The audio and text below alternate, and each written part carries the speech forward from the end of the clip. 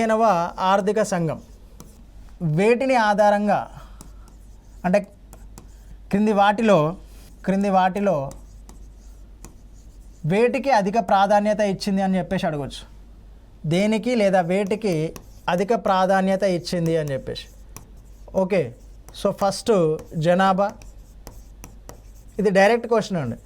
So next ఆదాయ వ్యత్యాసాలు, next పన్ను లక్ష్యాల చేరిక, నెక్స్ట్ జీవావరణము మరియు అడవులు. ఇది డైరెక్ట్ క్వశ్చన్. వాడు దీనిలో నుంచి బేసిక్గా అడిగే క్వశ్చను ఇంతకు మించి అడగడు. ఓకే, సో దీంట్లో ఎక్కువ మొత్తంలో మనకు ప్రయారిటీ ఇచ్చింది దేనికి అంటే ఆదాయ వ్యత్యాసాలకి. దాదాపు 45% ఇచ్చిందండి. సో దీనికి 15% ఇచ్చింది. సో ఈ పర్సంటేజ్ గుర్తుంచుకోవడం మూలంగా ఇదే క్వశ్చన్ని ఏం క్వశ్చను ఎలా అడగవచ్చు అంటే 15వ ఆర్థిక సంఘం జనాభా ఆదాయ వ్యత్యాసాన్ని పన్ను లక్ష్యాల చేరికను అడవులను మరియు పర్యావరణాన్ని ఆధారంగా చేసుకొని నిధుల పంపిణీ అనేది చేసింది.